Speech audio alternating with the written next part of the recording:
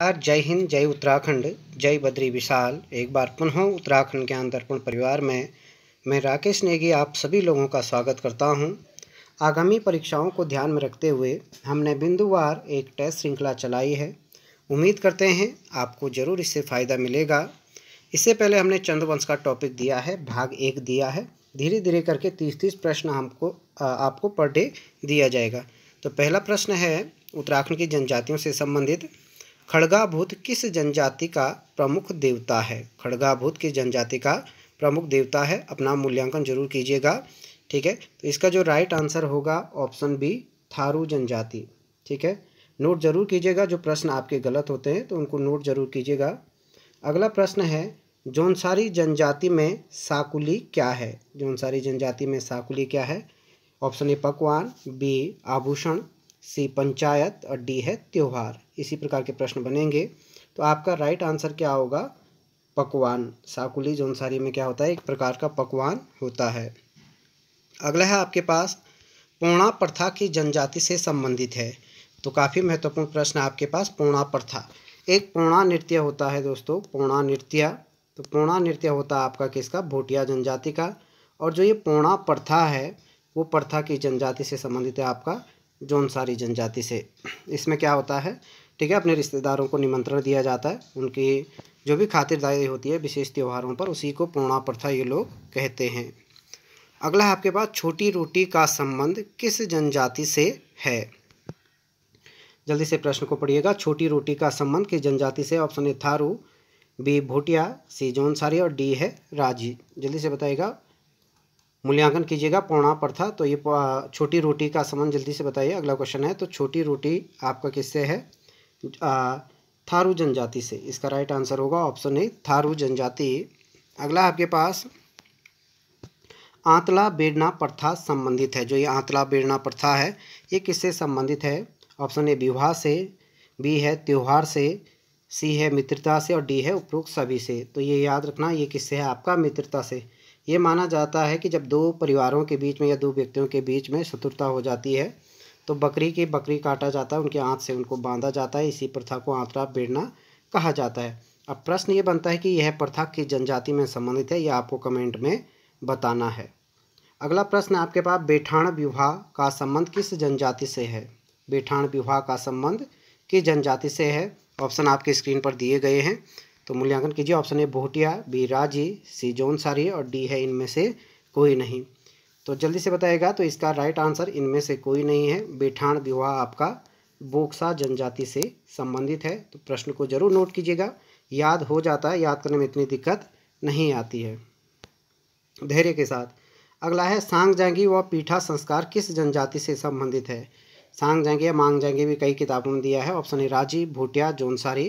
प्रश्न संख्या 7 है, जल्दी से पढ़िएगा और उत्तर दीजिएगा। तो ये है आपका आंसर राजी जनजाति। नोट जरूर कीजिएगा, इन्हें जनजाति से प्रश्न आपके बनेंगे आने वाले उत्तराखंड पुलिस और अन्य भर्ती परीक्षाओं के लिए। अगला है, समौण प्रथा किस जनजाति से संबंधित है? समौण प्रथा किस जनजाति से संबंधित है? प्रश्न को पढ़िएगा। ऑप्शन ए भोटिया, थारू, राजी या जौनसारी। तो ये क्या होता है? ये है आपकी जौनसारी जनजाति में जब लड़की मायके आती है तो उसे कुछ प्रकार पकवान बना करके दिया जाता है।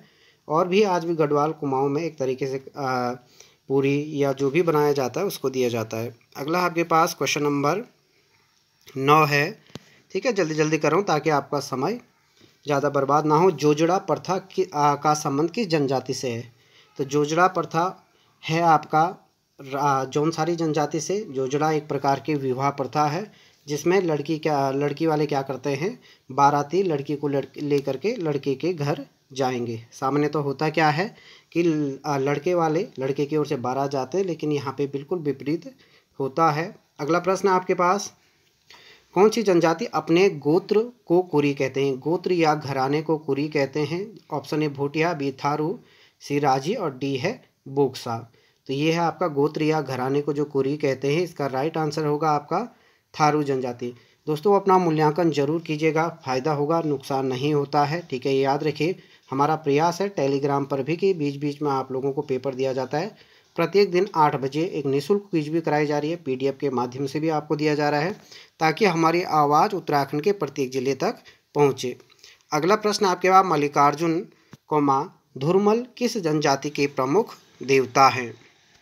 ऑप्शन है भोटिया, बी थारू दिया है, सी राजी और डी है यहाँ पे बोक्सा। तो जल्दी से बताइएगा मल्लिकार्जुन। तो ये है आपका राइट आंसर होगा राजी जनजाति।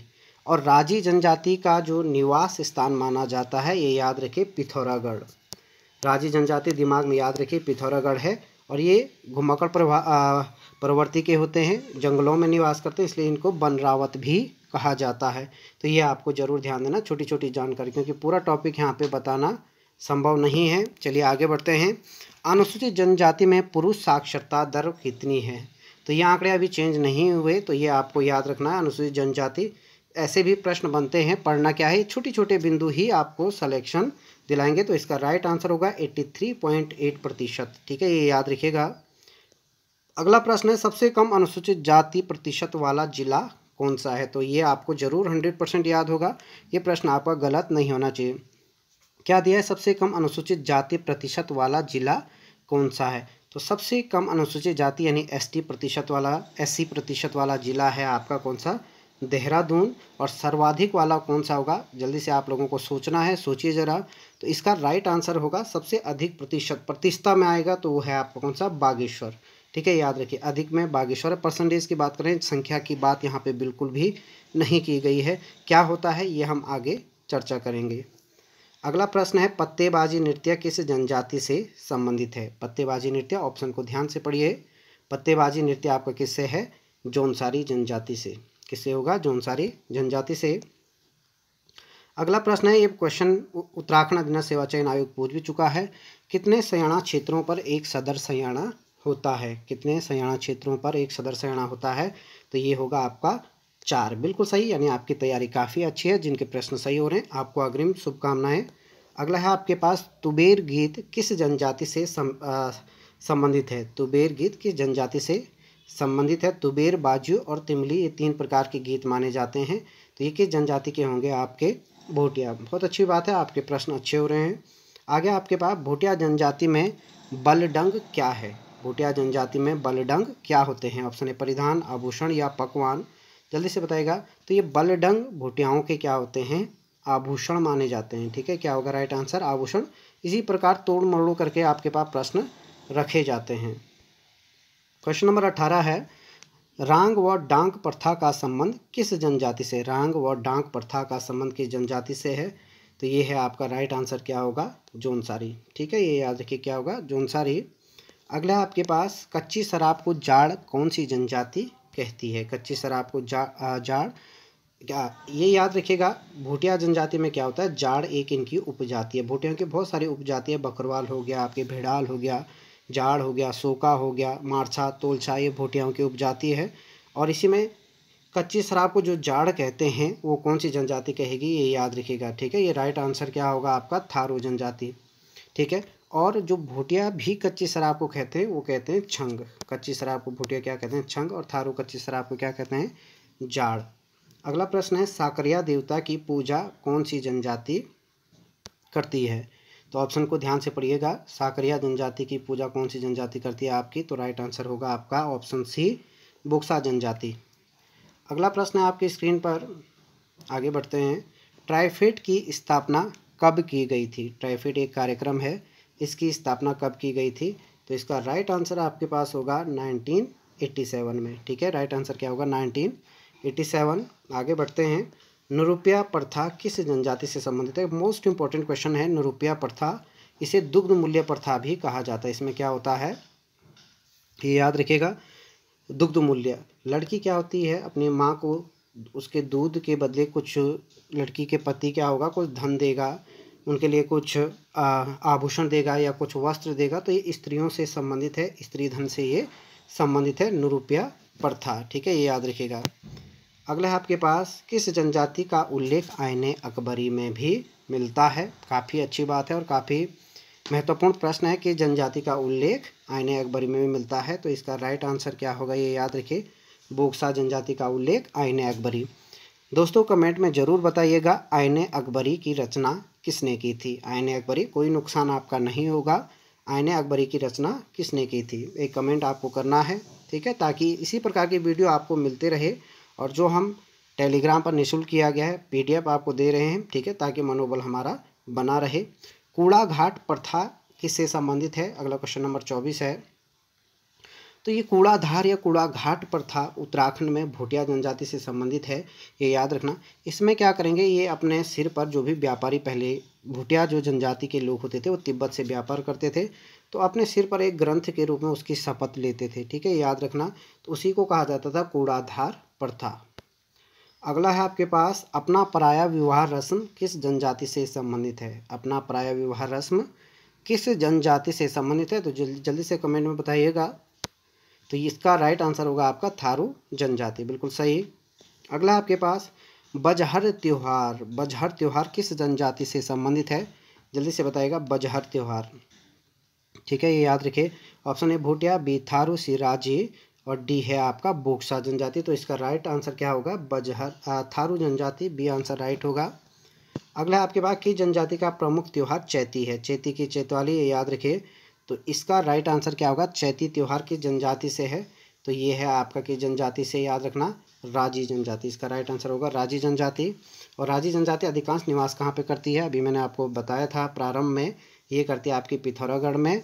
और ये क्या होती है? मूक व्यापार, मूक व्यापार, साइलेंट बिजनेस जिसे हम कहेंगे, मूक व्यापार करती है ये जनजाति।